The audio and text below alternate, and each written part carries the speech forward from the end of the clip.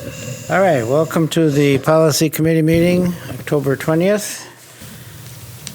Lynn, has the meeting been properly posted? Yes, it has. Thank you. Now would be the opportunity for citizens to speak. We do have one this evening. Would you invite Mr. Reese in?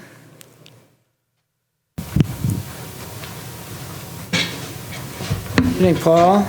Good evening, Mr. Baumgart. You know all the shtick, right? Yep. I came tonight because my son Jerry is 3 years old, and Jerry has a hard time talking. He's in the 1 percentile when it comes to speech. So he's, he says things like, instead of daddy, it's Dita. And I love that. You have to cover your nose. I'm good. No, you're not good. Well, then I'm not going to be able to speak because I'm good. I've seen you. I have pictures of you like this. I have pictures of every other board member like this. And I am good. And otherwise, I can't see through my glasses. So if we want to make a big deal about this, we can. But You have to I'm cover already... your nose, Paul, or I have to ask you to leave. Okay. You Is gotta that what co- we're at? I'm good. I take my 3 minutes here, and then I'm going to go out there. I got one done. To cover your nose, you have to leave the room. No, I'm not going to, Mr. Baumgart. There is nothing here that I'm doing wrong that I haven't seen you do. You yourself do. I have seen you yourself like this, and I have pictures of you like this. So don't tell me that I'm wrong, because it's me. I understand it's difficult when you kick against the pricks. And I kick, and the only reason you're throwing a fit about this is because it's me. So screw you. Paul, I'm going to ask you to leave the room.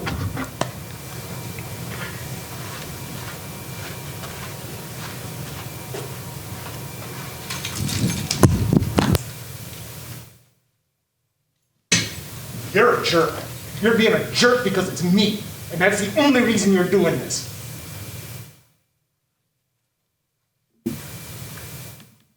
We do not have any other speakers this evening. Thank you. Then we'll proceed. I didn't want to have to do that, but that's the rules we've been sticking with. And I was corrected on it previously, and I have tried to do it correctly since. Okay, we have no bright lights. Not. And approval of the minutes. Okay. You're moving? I so move, yes. And I will second that. We made an adjustment to the minutes, correct? Yes, we did. Yes. All set. Yes. Thank you. Anything else on the minutes? And all in favor of accepting the minutes from that was the August meeting, wasn't it? Yes, August 18th. I didn't open mine up. That's August 18th minutes. All in favor, say aye. Aye. Aye. Opposed? No. I should mention, Corey is absent tonight with a very legitimate excuse, so Thank you. let's see. This is somewhat of a strange evening in that we don't have any action items. We don't even have any heavy discussion items. We have what is called technical corrections. We have, through our bylaw 0131.1, we have superintendent's permission to make adjustments as needed.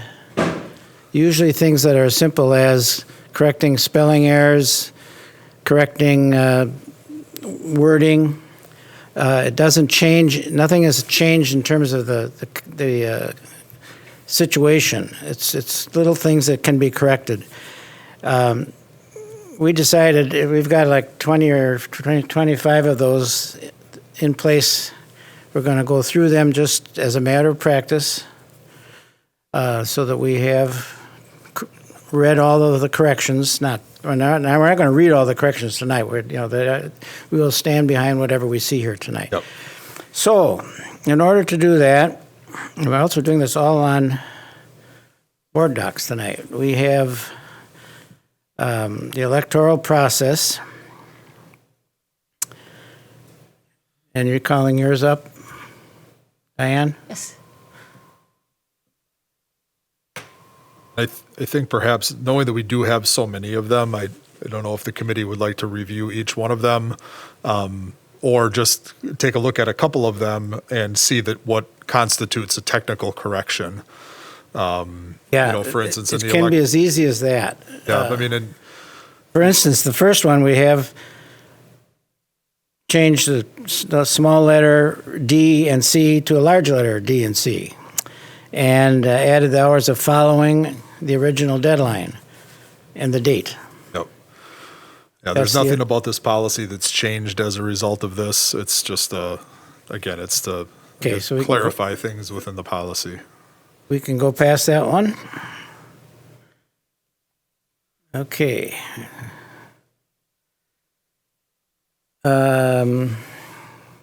I should have read that. 0142.1, 0142.4, the oath, Adding under law. under the law. Yes. That's it. That's it.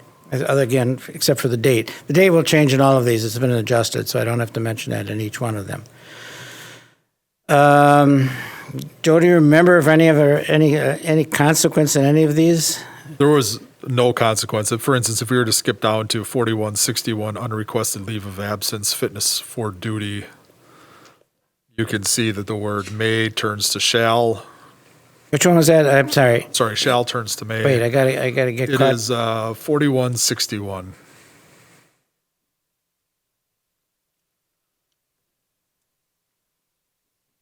Oh, wait a minute. Say that number again? 4161. Why don't I find that one? It's about 2, 4, 6 down on the left. Oh, I think I got it. I was looking at the fives. 4161, requested leaves of absence, fitness of duty. Yeah, okay, something you want to point out? There's nothing really in here to point out. It's just notes that there's, it's another policy that has a technical change, and there's nothing. Yeah, It the changes use the of the meaning word of the may instead of policy. shall. They add, instead of leave, it says leave of absence. And then instead of found unfit to perform duties, it's unable to perform duties. So again, through the full scope of the policy revisions, this was one of those things that Neola had a lot of school districts giving them some pushback on. These were the types of policies that they would sometimes bring forward to go through a reading process with the board when there was just words changed, no meaning to the policy changed. For instance, the last policy with capital letters and such. Diane? On this one, is it consequential that it's saying that the leave of absence and they're striking with such compensation to which he or she is entitled? Are we eliminating any chance of compensation then by striking that phrase? No. Let me read that once.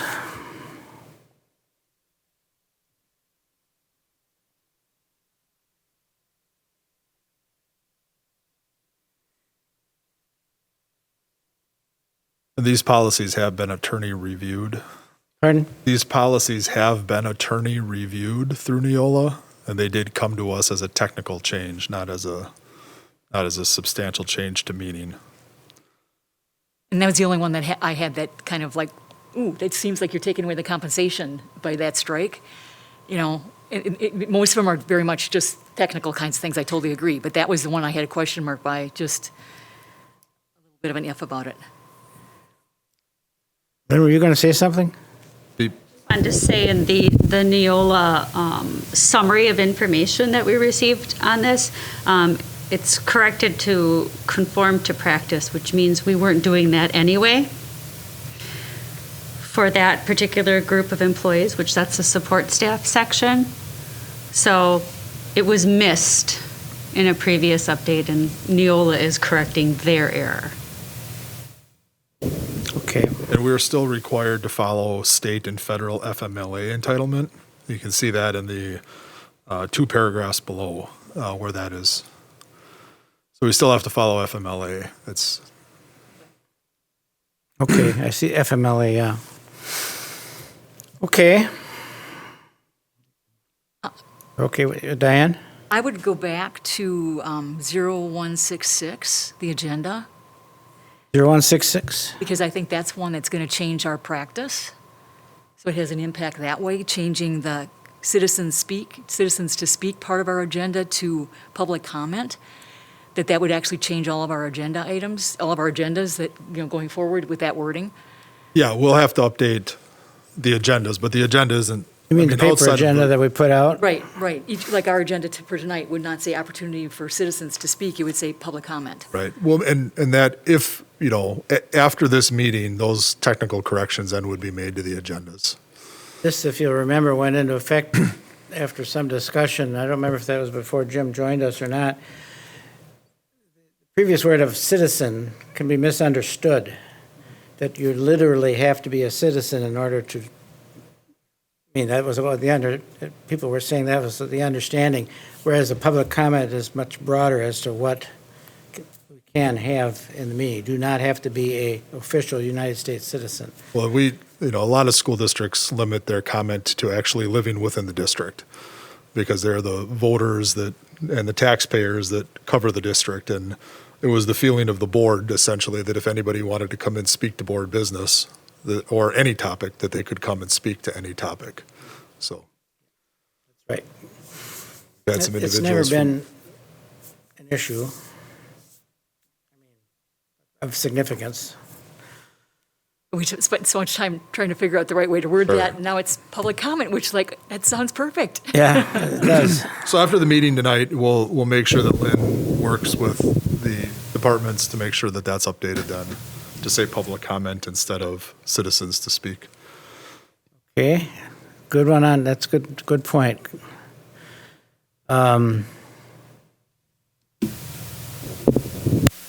Yeah, I'm looking at our agenda for tonight. It still says citizens to speak, and so that will be exactly what you're talking about, Diane.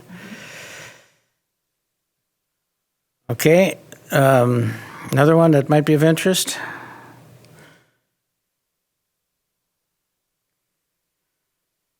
I don't have any in here that are particularly of interest. When we reviewed them with Richard from Neola, it was, we went through, we saw a lot of lowercase letters capitalized or capital letters lowercase.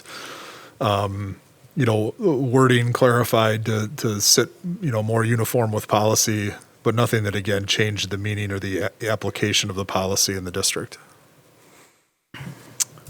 I do have a couple, just questions Sure, that sure. came Please. up as I went through. If we could take a look at 1619.03. Patient Protection and Affordable Care Act. Yep.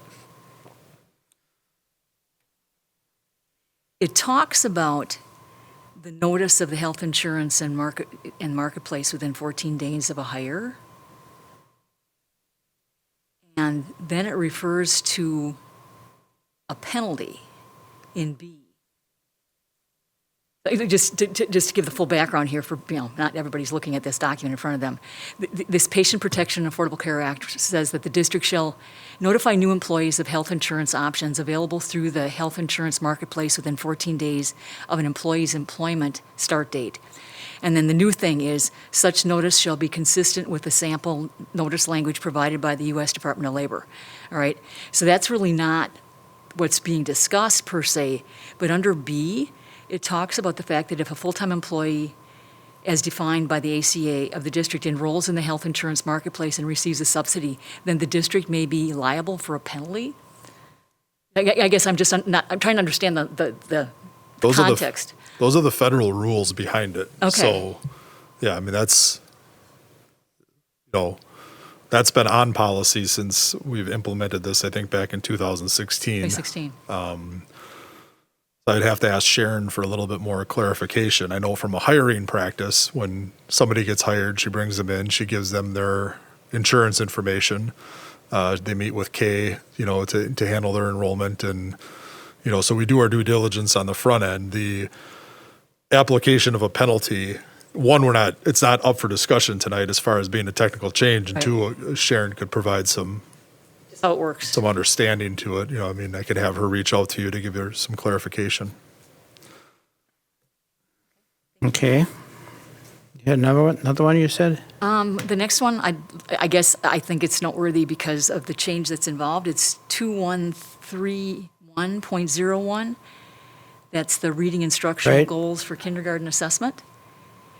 And they are referencing the kindergartners, breaking it down to be 4-year-old kindergarten and 5-year-old kindergarten. Right. And that seems like that would be a significant, that's not just the 5-year-olds, but that actually bring the 4-year-olds into that reading instructional goals kind of category as well. It's just noteworthy that Yeah, which is why we did this. it's defining kindergarten as being the 4K Both and the 4 5K. and 5. Previously, it was just whatever your kindergarten was, but this is being specific. Yeah, so just noteworthy, that they're actually breaking it out to include the 4Ks, because I think that's a real important foundational concept. Yep. And something we've done a lot of work on in this district, so. So just, it's more to note than anything. It's just breaking down, explaining what kindergarten means, so, good stuff. In 2131.01, reading instructional goals for kindergarten assessment, also, it has a reference to removing guardian in Yep. B1, and that just seemed interesting. They reference parents all the way through, but, that they would take guardian out there. In the definitions in Neola, which is in I believe it's in the bylaw section, I'd have to double check. It talks about parent, referencing parent or guardian. They use the term parent as a consistency in this whole manual. All parent guardians are referenced as parents. Oh, so that's a technical thing that they're putting the two together. It's been that way since the beginning. Guardian was in the policy incorrectly. They shouldn't have had guardian in there. Okay. So that's part of the cleanup of it. Their definition lists parent as anybody who has the responsibility of raising the kids. So that term parent would include somebody that is the guardian. Correct. But when you had a parent or guardian, you could have had a battle. Yeah, it's just a non-applicable term to Yeah. Neola policies. Okay, this is good. That clarification?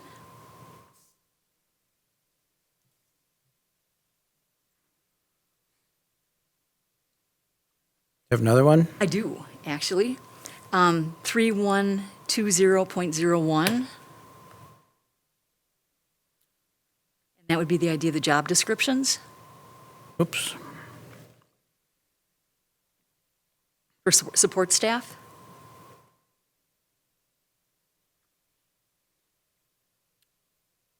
Well, it's- The particular, what's happening here is very technical. Just the idea of like that in strike 4, kind of the wording change, specifically putting in support staff instead of other job descriptions, kind of idea.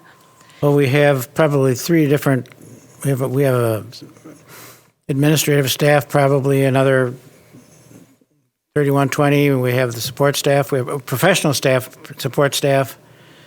So we're just defining specifically that this one is for the support staff, whereas there would have been one, we don't have it in here, where the professional staff would have had a similar policy someplace. Yeah, well, and it does specify that the Assistant Superintendent for Human Resources has the approval of the support staff ones, but there's other approval for instance, Dr. Siebert's job description is actually in board policy.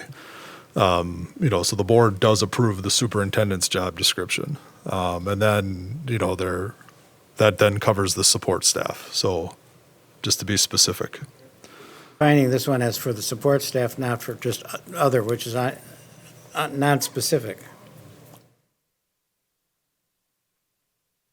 So I guess it'd be more a procedural question than a technicality kind of thing here. So this last summer, when the job descriptions changed, for adding health room responsibilities, adding isolation room Yep. responsibilities, that would have been just totally handled by HR. It's nothing that, Correct. needed That's board approval, administrative. needed any kind of, change. And this is saying that. Yep. It's pretty much under that total domain. So, but my concern actually was under 3122.01 in the 1, 2, 3, 4, 5, 6th paragraph. The Employee shall remain free of any alcohol or illegal substance in the workplace, in compliance with policy 3122.01 throughout his or her employment in the district.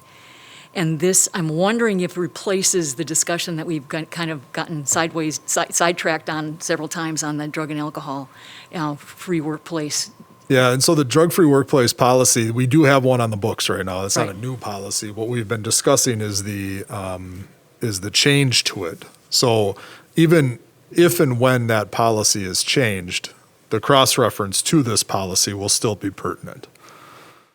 So they still need to be in compliance with 3122.01. If the committee and then the board decides to change that policy, this policy will still be germane. As you've been saying all along, we have a policy on the books that says, that employee is, shall remain free of any alcohol or illegal substance in the workplace, et cetera. Correct. So, yeah, so that's there, and this is the reference to that.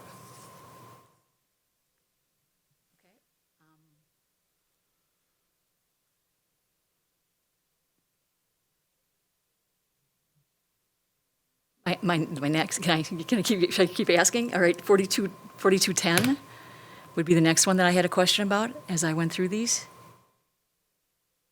Support staff ethics.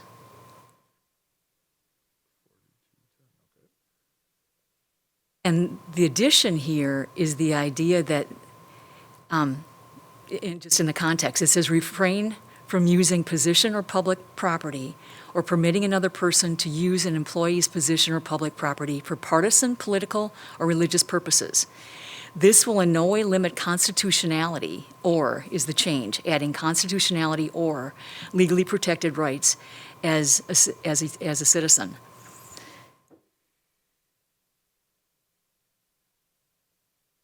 So I'm trying to figure out the difference between constitutionality and that's already saying, it seems like a parallel to say the legal right is already there, and then throw in the constitutionality just seems. Constitutionally or legally protected rights. There are rights in the Constitution that, apply to everybody. But states may enact certain laws that then would be legally protected, that would go beyond the Constitution. Okay, all right. So the defined laws protections versus Right. the constitutionality protections. Correct. Okay, all right. That sounds good. And 4531. Unauthorized work stoppage.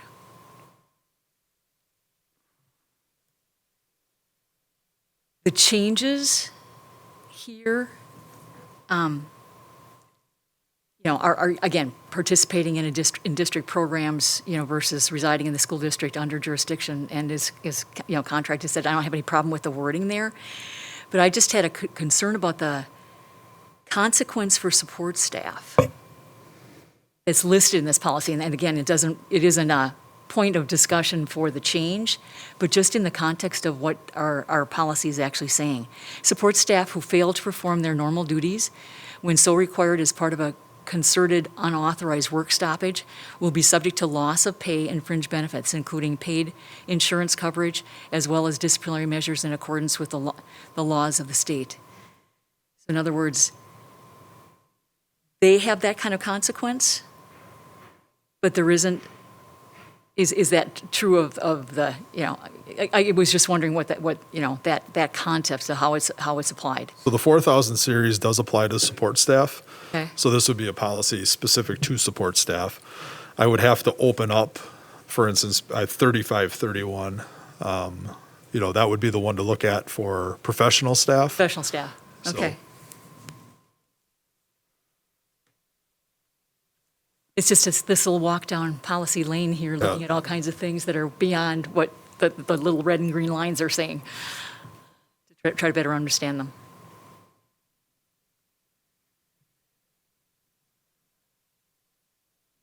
Another one? Those are the main ones. Okay.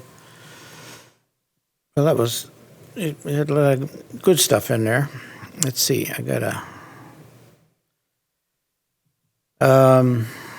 Joe, anything more on these? Excuse me, these? I mean, certainly here to answer any questions. Again, I mean, having reviewed them with Richard from Neola and Lynn and I taking a look at them again, I mean, there was, technical corrections.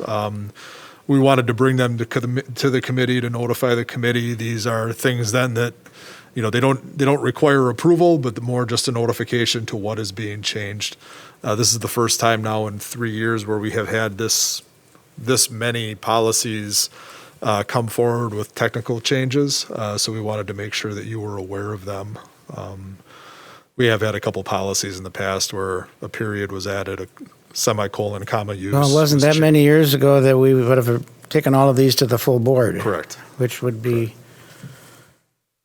I don't think it would be I too don't wanna say a popular waste with of your time, but fellow it's pretty board close to members. that. And knowing that we've had, lively, public comment at our board meetings, and very good board discussion on, the reopening of schools and the topics that are in front of us. We probably would be getting to these policies somewhere around 10:45 in the evening, and many people would want to be moving on to the substantial policy changes that we will be discussing in the months ahead.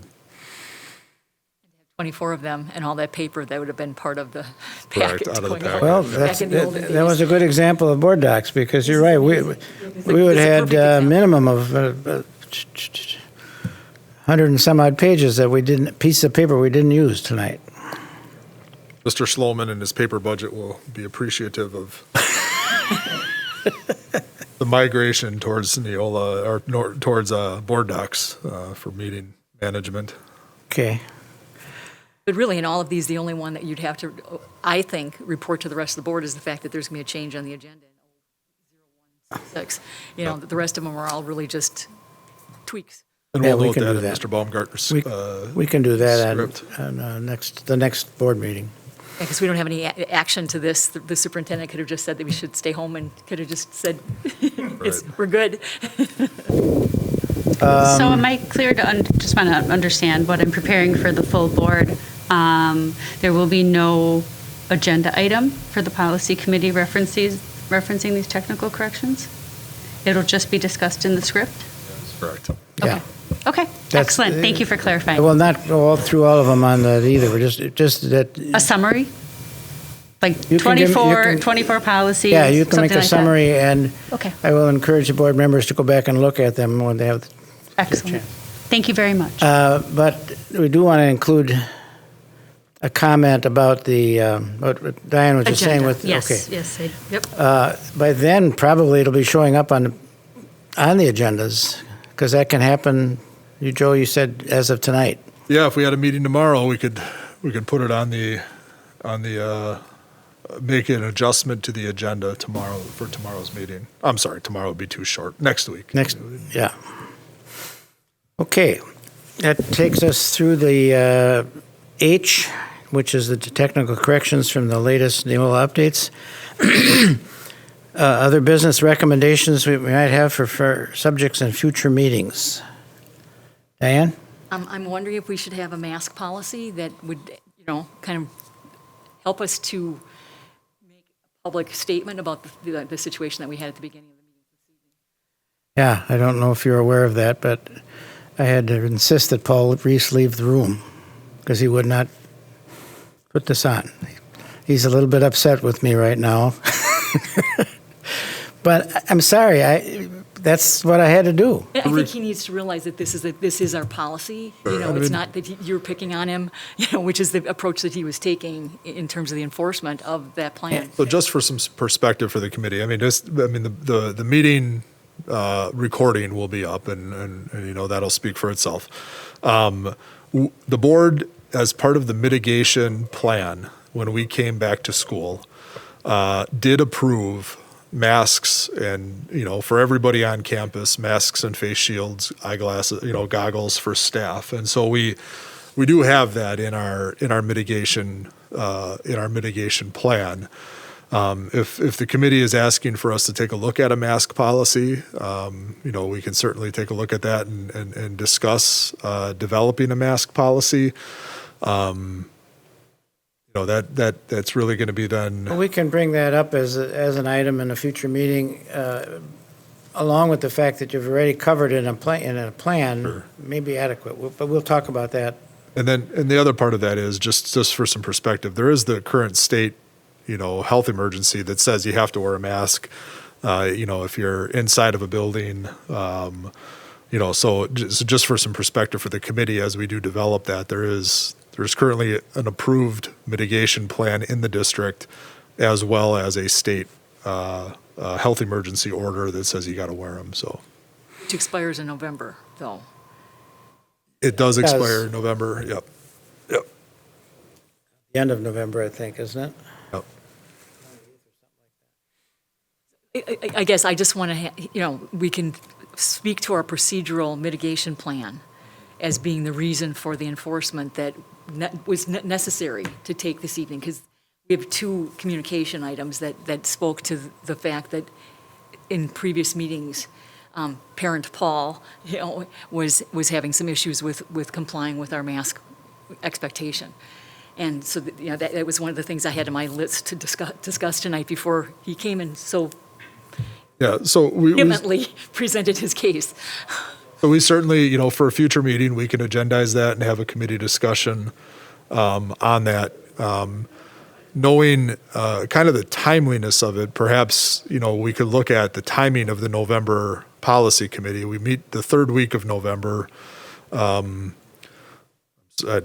having the meeting in front of me, Lynn may know off the top of her head when we meet next. But if we needed to move that meeting up, if the committee members, if the board members are concerned about the possible expiration of the state order, we can discuss that too. I think Mr. Como will be around towards the end of the week, and we can talk to him a little bit about it too, because that would then involve us moving a policy committee meeting.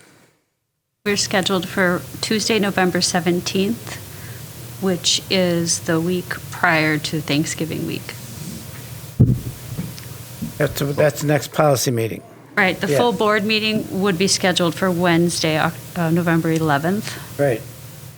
So just So if it'd be FYI. okay, maybe when Mr. Como's back in town, Dr. Siebert and I could have a conversation with him just about that, because it would, from a practical standpoint, if we did need to have something on the books, if that's where people felt we would have to meet earlier in the month, and then possibly have it on the November board to approve, or meet earlier in the month, and then a second time at the end of the month, to try to get through an approval series for a new policy. So We have, just so you guys know, we have made it very clear to our parent community that we're going to continue with the mask expectation, for the foreseeable future. We believe, and we talked about it last night at Safety and Security, that we believe our mitigation strategies are working. So you have been stipulating that in all of our communications with families? yes, we've been very clear with families. And clearly, the mask policy is part of our mitigation procedures while the pandemic is upon us, and that's the only time. It's not like we're going to say you've got to keep wearing a mask into 2025, type of thing. It's really, I think, and you've said this before, I think we do have it in this procedural plan. I think it's just a matter of making that aware, the public aware, that we're covered. We already have it there, that we don't, even if the state health emergency expires, we're still in, this is still going to be our expectation going forward. So I'm happy with that. I just want to Okay. make sure the community is aware that we're in good standing and we have a policy in place. It's something we're going to stand behind. Exactly. Okay. As you did. Thank you. Hope I can get out of here okay.